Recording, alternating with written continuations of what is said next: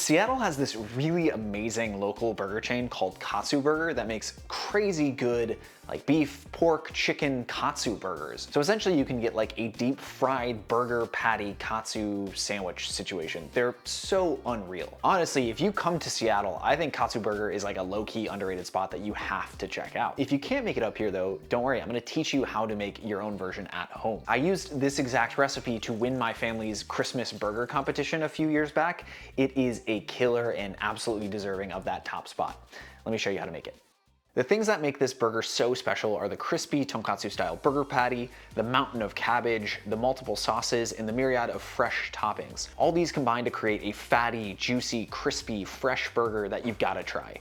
The patty is easily the most important thing, so let's start there. The main problem with modern burger cookery is that it's dominated by the smash burger. It's undeniably a delicious burger, and I make them a lot, but I'm a little tired of dry, crispy patties with nothing but sauce. I can almost guarantee this is going to be the juiciest patty you've ever had, and that's partially because of the frying process. The crust forms a shell that keeps all the juice in until you're ready to take that first bite. In the burger competition, we cooked the patties sous vide before breading them, but in testing, I just found that unnecessary. The version I made with a breaded, uncooked patty cooked up way juicier and more flavorful. If you follow the measurements and time windows here, you'll have the best burger patty you've ever tasted. I'm not being hyperbolic either, it's legitimately insane. For good juicy patties, 80-20 is the best option. Yes, there are ways to get fattier meat, but this is what most stores are gonna have, so it's what most of us are gonna have access to. Take your beef and portion it into 4-ounce patties. I know it's not the most large patty, it's just a 1/4 pound, but we've got to remember that these are going to be encrusted in panko and then fried. The balance is key here. If there's too much beef, these are honestly going to be inedible. The patties need to be really well formed. You can't just like loosely pack these or they're going to fall apart in the frying process. Just make sure you can move them around without falling apart. I'm going to let these patties come up to room temperature before seasoning and breading them. This is going to allow them to cook more evenly when we fry them, and this also gives us just a few minutes to prep some toppings and some sauces.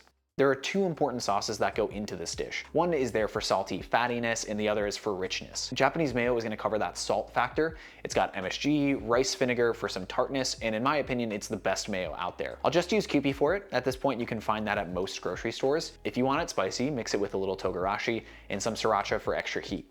I love doing that, but it's not going to be for everybody. The other is a Tonkatsu sauce, a really delicious, classic, rich and tart sauce that's served with Japanese cutlets. My version is made by combining ketchup, oyster sauce, Worcestershire sauce, sugar, and rice vinegar.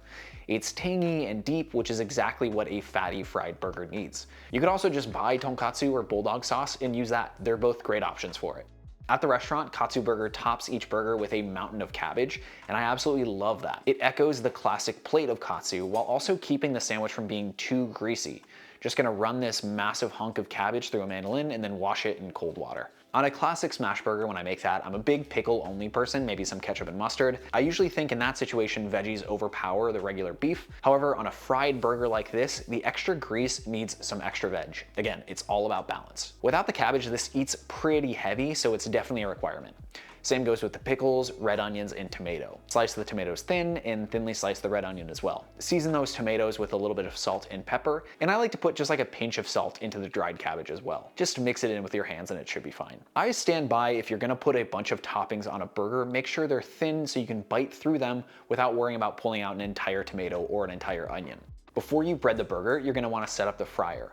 We're essentially gonna fry the burgers immediately after breading them, so you want this ready to go. Put enough oil into the pot to just come up like halfway on the burgers. It's gonna shallow fry, so you're gonna need to flip them, but that helps save on oil. You don't have to like fill a pot with it. You want the oil to be ready for frying the minute your burger patty is breaded, so bring it up to 350 degrees for a really nice crisp coating without overcooking the beef. I went in depth on this process in my tonkatsu video, but essentially we've got flour, egg wash, and panko. The flour is just all-purpose flour, enough to lightly coat all the patties. The egg wash is just a couple eggs in a splash of water. It's gonna create enough liquid to coat all sides of the burger patties. This is gonna give the panko something to stick to. With our oil brought up to temp and the frying station set up, we can season both sides of the patties heavily with kosher salt. Trust me, there's so much seasoning going on here that all you really need is salt on the burgers. Let's head over to the stove and fry these bad boys. Gently coat the patty in a thin layer of flour and then dip it into the egg wash. From there, take it into the panko and try to get as much panko stuck to the beef as possible without pressing them in too hard. You want solid coverage, but you don't want to risk splitting your patty. Gently place it into the hot oil and set a 4-minute timer. With the oil at 350 Fahrenheit, this should begin bubbling right away. That's a really good sign. I like to just gently move the pan around while it cooks to make sure that it's browning evenly. I also make sure to spoon some of the oil over the top as it cooks. If we were using more oil, this would just happen naturally, but I like to not go through oil that quickly. At the 2-minute mark, gently flip the patty and continue cooking on the other side. 4 minutes is essentially perfect for a patty that's cooked with a little bit of pink, but remains incredibly juicy. It's a really, really nice balance. I think if a burger like this is too pink, you can kind of not really eat it because the fat hasn't rendered yet. Remove it from the pan and set it on a rack to cool. While it's cooling, salt it and flip it over a couple times just to make sure that the bottom doesn't become soggy. That's where the oil is gonna pull out because of gravity, and you just don't want one side to be really crunchy and one side to be soggy. It just helps with that. You wanna eat this while it's hot but still rested, so I like to have a butter toasted bun ready to go. For the build, place a little bit of the mayo on the bottom bun. Hit it with a few pickles, those seasoned tomato slices, and the red onion. On top of the red onion, we can put the crispy patty, and the patty is gonna be hit with the tonkatsu sauce. If the patty's well rested, it should stay crispy through all of the sauce we just put on. Top that with a cabbage, and then the mayoed top bun. That's the sandwich, and it is a beaut. I built this one pretty much straight from the fryer, so my mouth was absolutely blasted by the hot beef fat. It was still insane though. I really didn't plan for it to explode like this. It's honestly like a water balloon. It's crazy good. Like, it's so juicy. Here's a cross section of one just to show you how much fat is just running in that burger. It's so insane.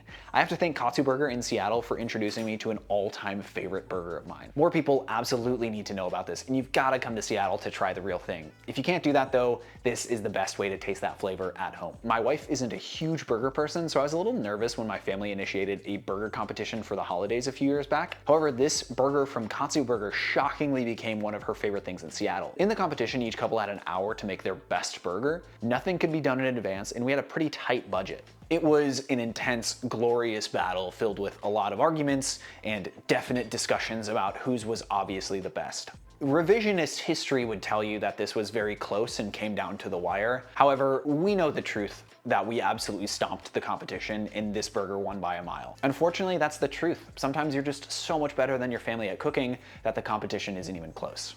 Isn't that right, Rye? Massive shout out to the amazing people supporting me directly on Patreon through patreon.com/CameronMarty. They get some cool benefits for supporting the channel, and I get to keep making videos like this. If you're new here, I'm really glad you're here. My name's Cameron. I make cooking videos that are about like in-depth things that I love. It's not just about recipes that are randomly coming from nowhere. It's stuff that's really near and dear to my heart. So if that sounds good to you, go ahead and subscribe. Now, with the holidays right around the corner, you're probably gonna need a sausage roll recipe for that Christmas breakfast or Christmas dinner. So check out this recipe right here. It's got everything you need to nail that. Thanks so much for watching. Cheers.